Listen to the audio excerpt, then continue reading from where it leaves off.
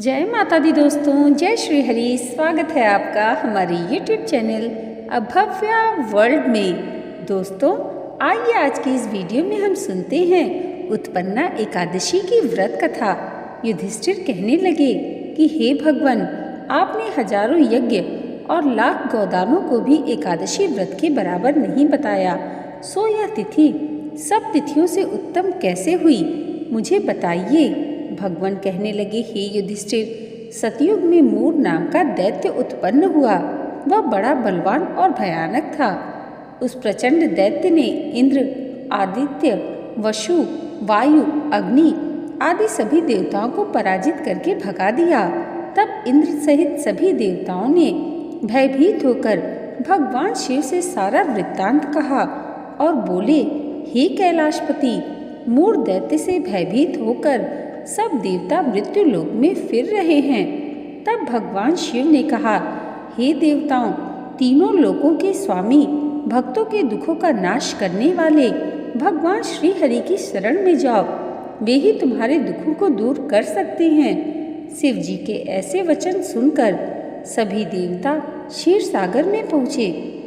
वहाँ भगवान को शयन करते देख हाथ जोड़कर उनकी स्तुति करने लगे कि हे देवताओं द्वारा स्तुति करने योग्य प्रभु, आपको बारंबार नमस्कार है।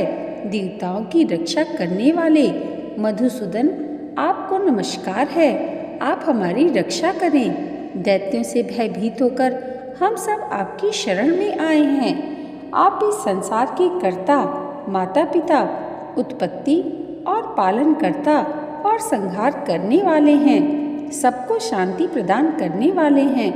आकाश और पाताल भी आप ही हैं। सबके पितामह ब्रह्मा, सूर्य, चंद्र, अग्नि, सामग्री, होम, आहुति, मंत्र, तंत्र, जप, यजमान, यज्ञ, कर्म, कर्ता, भोक्ता भी आप ही हैं। आप सर्वव्यापक हैं। आपके सिवा तीनों लोकों में चर तथा अचर कुछ भी नहीं है। हे भगवान, दैत्यों ने हमको जीतकर स्वर्ग से भ्रष्ट कर दिया है और हम सब देवता इधर उधर भागे भागे फिर रहे हैं। आप उन दैत्यों से हम सबकी रक्षा करें। इंद्र के ऐसे वचन सुनकर भगवान विष्णु कहने लगे कि हे इंद्र, ऐसा मायावी दैत्य कौन है जिसने सब देवताओं को जीत लिया है? उसका नाम क्या है? उसमें कितना बल है और किसके आश्रय में है तथा उसका स्थान कहाँ है? यह सब मुझसे कहो। भगवान के ऐसे वचन सुनकर इंद्र बोले, भगवान, प्राचीन समय में एक नाड़ी जंग नामक राक्षस था और उसके महापराक्रमी और लोक विख्यात मूर नाम का एक पुत्र हुआ। उसकी चंद्रावती नाम की एक नगरी है। उसी ने सब देवताओं को स्वर्ग से निकालकर वहां अपना अधिकार जमा लिया है। उसने इंद्र, अग्नि, वरुण, यम, वायु, ईश, चंद्रमा, नैऋत्य आदि सबके स्थान पर अधिकार कर लिया है। सूर्य बनकर स्वयं ही प्रकाश करता है, स्वयं ही मेघ बन बैठा है और सबसे अजेय है।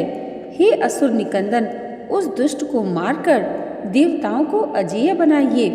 यह वचन सुनकर भगवान ने कहा, हे देवताओं, मैं शीघ्र ही उसका संहार करूँगा। तुम चंद्रावती नगरी जाओ। इस प्रकार कहकर भगवान सहित सभी देवताओं ने चंद्रावती नगरी की ओर प्रस्थान किया। उस समय जब दैत्य मूर सेना सहित युद्ध भूमि में गरज रहा था, उसकी भयानक गर्जना सुनकर सभी देवता भय के मारे चारों दिशाओं में भागने लगे। जब स्वयं भगवान रणभूमि में आए तो दैत्य उन पर भी अस्त्र शस्त्र आयुध लेकर दौड़े। भगवान ने उन्हें सर्प के समान अपने बाणों से बींध डाला। बहुत से दैत्य मारे गए, केवल मूर बचा रहा। वह अविचल भाव से भगवान के साथ युद्ध करता रहा। भगवान जो भी तीक्ष्ण बाण चलाते वह उसके लिए पुष्प सिद्ध होता। उसका शरीर छिन्न भिन्न हो गया, किंतु वह लगातार युद्ध करता रहा। दोनों के बीच मल्ल युद्ध भी हुआ।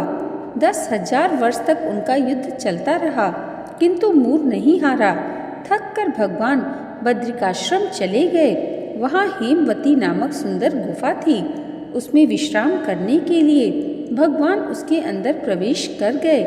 यह गुफा 12 योजन लंबी थी और इसका एक ही द्वार था। विष्णु भगवान वहाँ योग निद्रा की गोद में सो गए। मोर भी पीछे पीछे आ गया और भगवान को सोया देखकर मारने को उद्यत हुआ। तभी भगवान के शरीर से उज्जवल कांतिमय रूप वाली देवी प्रकट हुई। देवी ने राक्षस मोर को ललकारा, युद्ध किया और उसे तत्काल ही मौत के घाट उतार दिया। श्री हरि जब योग निद्रा की गोद से उठे तो सब बातों को जानकर उस देवी से कहा कि आपका जन्म एकादशी के दिन हुआ है, अतः आप उत्पन्ना एकादशी के नाम से पूजित होंगी। आपके भक्त वही होंगे जो मेरे भक्त हैं। जय श्री हरि। दोस्तों, आज की ये वीडियो अगर आपको अच्छी लगी हो तो कमेंट बॉक्स में जय श्री हरि ज़रूर लिखिएगा और इसे लाइक और हमारे चैनल पर पहली बार आए हैं तो सब्सक्राइब करना मत भूलिएगा। भगवान श्री हरि की कृपा आप सबके जीवन पर सदैव ऐसे ही बनी रहे, इसी मंगल कामना के साथ मिलते हैं अगले वीडियो में। तब तक के लिए जय माता दी, जय श्री हरि।